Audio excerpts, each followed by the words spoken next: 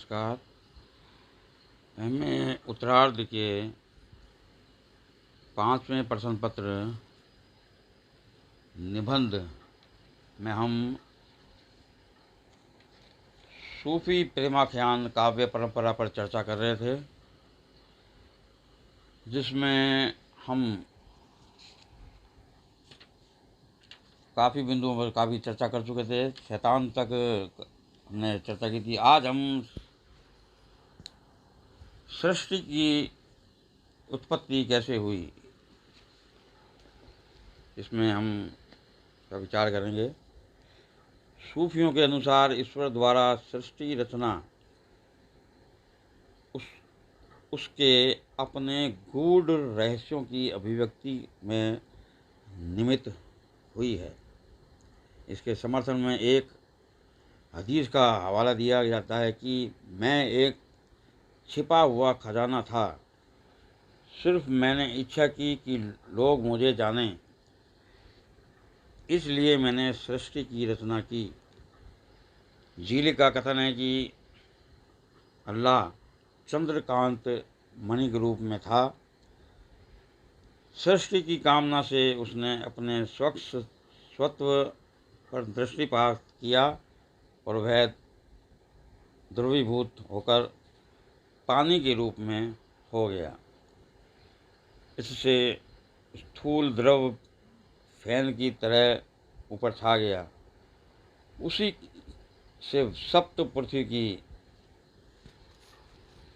रचना की गई। उसके सूक्ष्म तत्वों से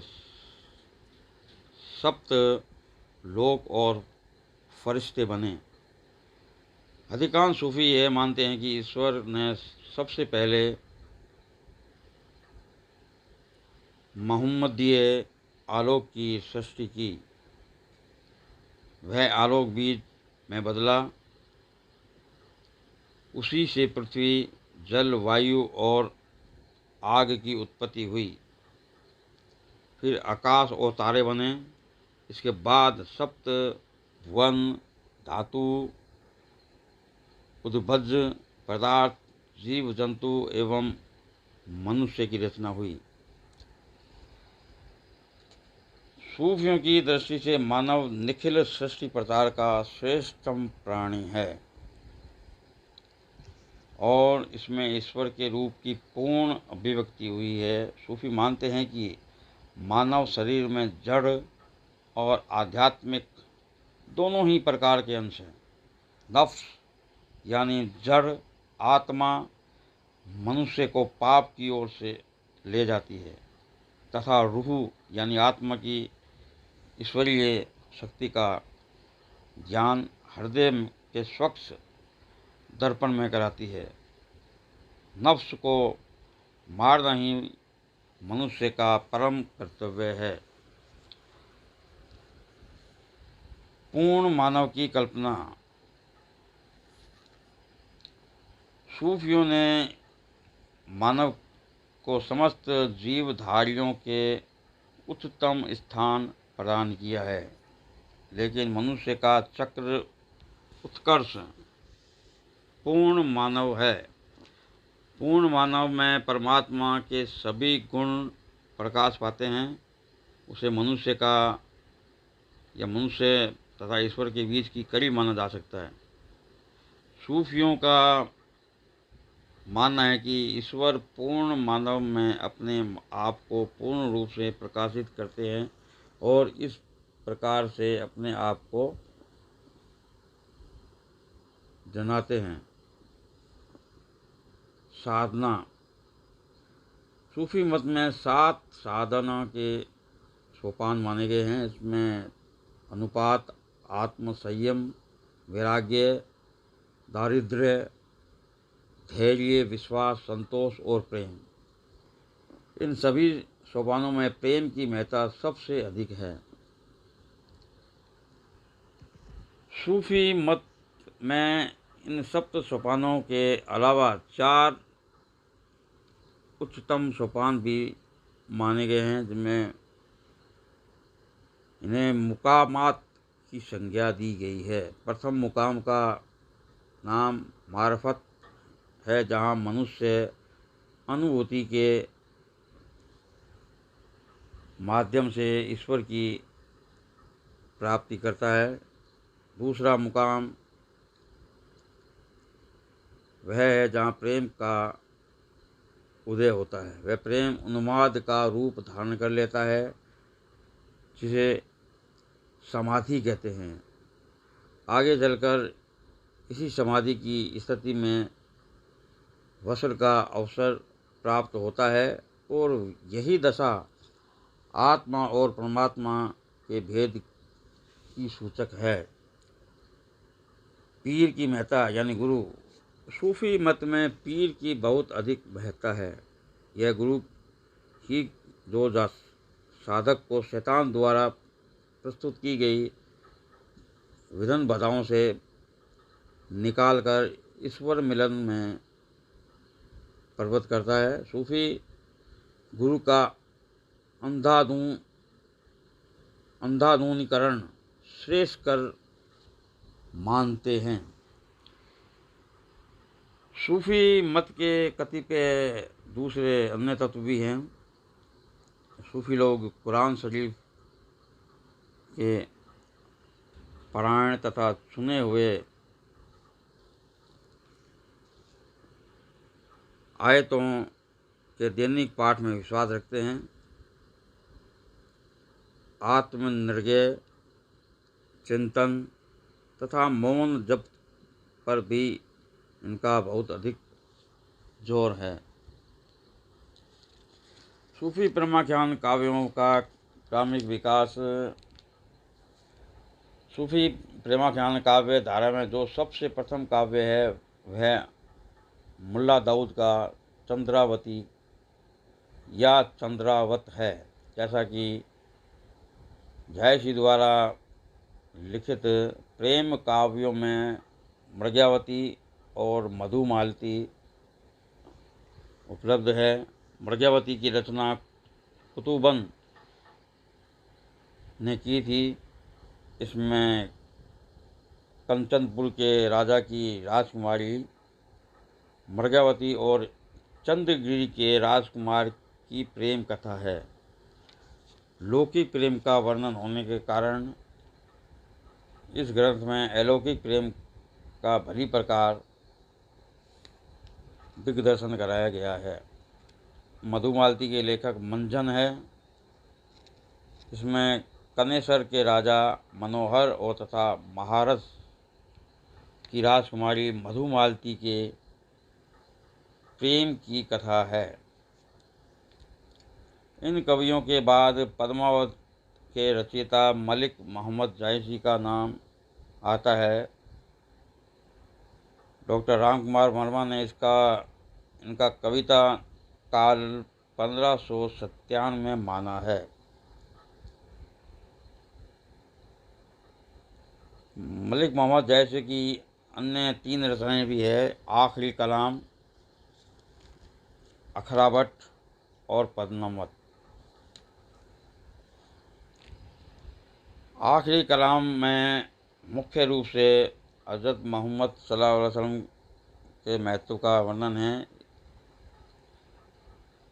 इसमें आखिरी कलाम के अंदर क़यामत का उल्लेख किया गया है, न कि मोहम्मद साहब के महत्व। मोहम्मद साहब ने जो क़यामत के जो निशानी बताई है वो इसके अंदर बताई गई है, जो हज़रत मोहम्मद सल्लल्लाहु अलैहि वसल्लम ने उसका उल्लेख किया है। अखरावट में ईश्वर और जीव, ब्रह्म, सृष्टि, निर्माण, गुरु तथा धर्माचार आदि का वर्णन किया गया है। जायसी का पद्मावत हिंदी साहित्य का बहुत अमूल्य नीति ग्रंथ माना जाता है। इसमें चित्तौड़ के राजा रत्नसेन और सिंहद्वीप की राजा गंधर्व सेन की पुत्री पद्मावती की प्रेम कथा है। कवि ने इस प्रेम कथा को इतने सुंदर ढंग से प्रस्तुत किया है कि उसमें पदे पदे अलौकिक प्रेम का आभास मिल जाता है।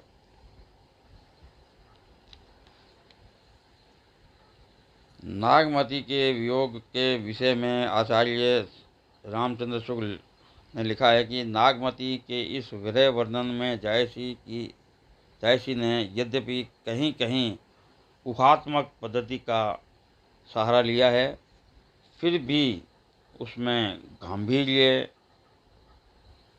बना हुआ है। प्रकृति चित्रण में जायसी ने परिगणन शैली, अतिशयोक्ति शैली, उपमान शैली, प्रतीक शैली और रहस्यवादी शैली को अपनाया है। सूफी काव्य की प्रमुख प्रवृत्तियाँ, पहला है हिंदू मुस्लिम एकता। सूफी कवियों ने हिंदू मुस्लिम एकता पर अधिक बल दिया। इस एक के रूप में जिस कार्य को संत कवि अपने स्वभाव की अखंडता के कारण पूरा नहीं कर सके, उसे सूफी कवियों ने अपनी प्रकृति की कोमलता से समाप्त किया। हिंदू संस्कृति के प्रति उदारता। सूफियों ने हिंदू संस्कृति के प्रति अत्यंत उदार दृष्टिकोण अपनाया है। उन्होंने हिंदू धर्म के सिद्धांतों, रहन सहन और आचार विचार का सुंदर वर्णन किया है। हिंदू पात्रों में हिंदू आदर्शों की प्रतिष्ठा की है। लोक पक्ष। संत कवियों में जहाँ व्यक्तिकता का प्राधान्य है, वहाँ सूफी कवियों में समष्टि भावना का। यही कारण है कि उनके प्रेम काव्यों में लोक जीवन का बीज चित्रण है। इन्होंने जन सामान्य के अंधविश्वासों, यंत्र तंत्र प्रयोगों, जादू टोनों, डायनों की करतूतों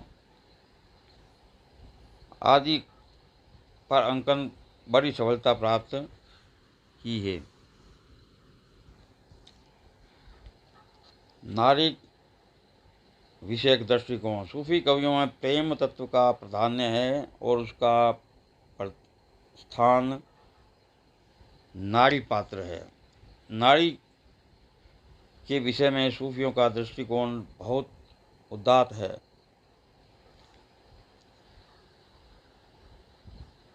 जिसके कारण वह यहाँ किसी प्रेमी के लौकिक प्रेम की निरी भोग्य वस्तु मात्र नहीं रह जाती, वह उस प्रकार की साधना सामग्री भी नहीं कहला सकती जिसमें इसे बोध सहज यानियों ने मुद्रा नाम देकर सहज साधना के लिए अपनाया था।